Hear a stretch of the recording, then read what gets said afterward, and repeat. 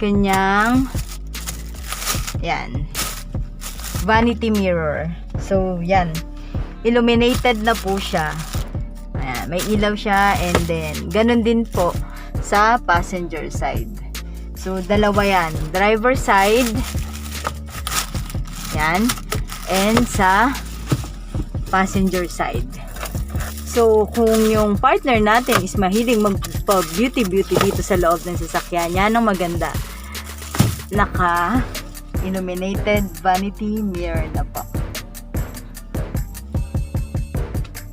When it comes to airbags naman po, ang Ford Ranger XLT ay may dalawang airbags.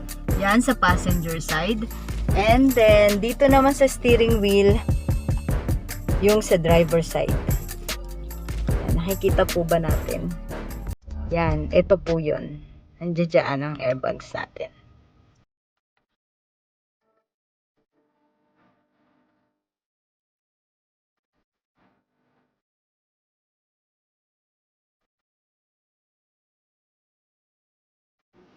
Sa Ford Ranger XLT, you can start the engine by using the key.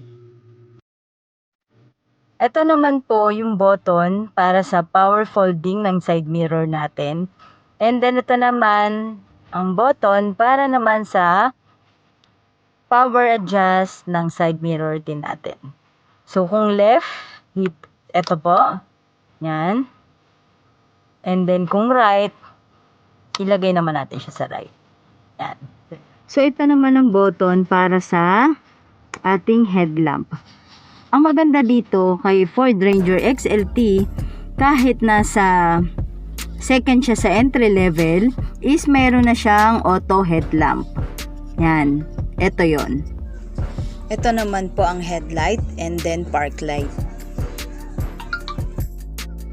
So, ito naman, button na to is para sa light ng cluster natin. Kung gusto mo pang mas dagdagan yung pinaka ilaw ng cluster natin or bawasan. Yan. Kung medyo nasisilaw ka, mas maganda bawasan. Yan, yan yun. Tsaka kung mapapansin po natin, ito yung sa aircon ni Ford Ranger XLT, ang lapad medyo malalaki, 'di ba? So talagang malakas ang aircon na ilalabas niya. Kaya umaabot siya hanggang second row. Yan.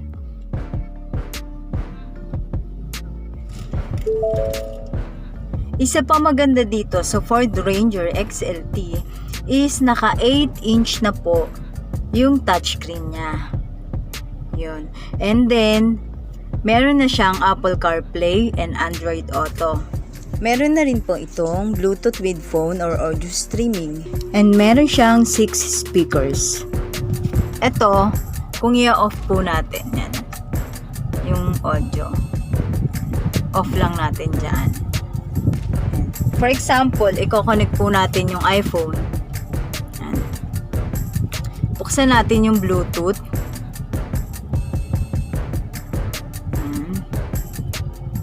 And then ito. Search for Ford Ranger on your device and select Ford Ranger once it is found. Ito, Ford Ranger. Confirm that the pin displayed on sync matches the pin displayed on your device. So, i-pair lang po natin. Yes. Choose yes and then pair. For your safety, please stay alert to changing road conditions while your vehicle is in motion. Yan. And then, kung i-allow ba natin yung contacts na i-sync. Yan. So, allow po natin. So, ganyan lang po i-connect ang cellphone natin sa Ford Ranger using Bluetooth po.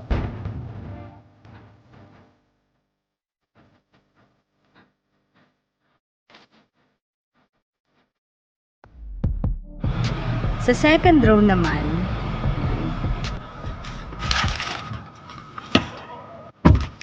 meron siyang 12 volt. Yan. And then, yan, maluwag. Maluwag din siya sa second row. Kahit sobrang luwag nasa harapan, yan, sobrang luwag pa rin dito sa likod. So, yan o. Okay.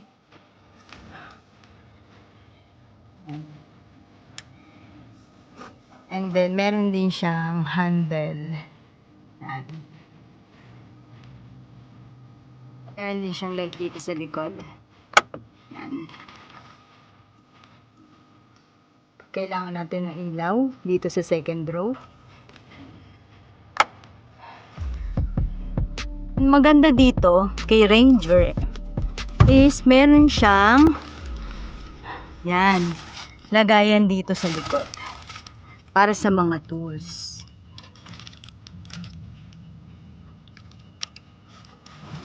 Marami po tayong malalagay dyan. Yan. And eto pa dito sa may ilalim, hatakin lang po natin ito. Yan, sa ilalim yan ng upuan. Yan, pwede rin natin siyang paglagyan. And dito rin po sa kabila.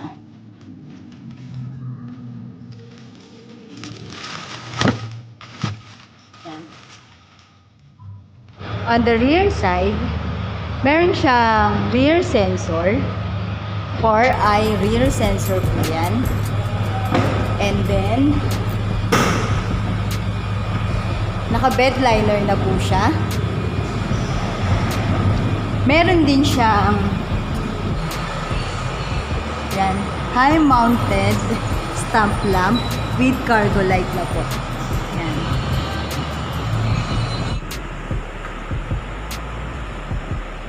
And inner tie downs. Yan. Sa lahat ng sides. Yan.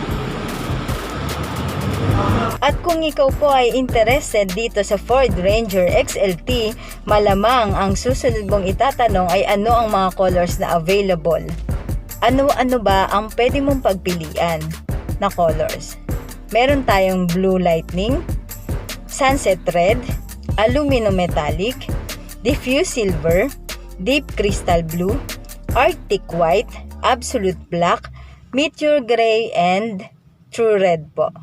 Yan ang mga pwede mong pagpilian na colors sa Ford Ranger XLT.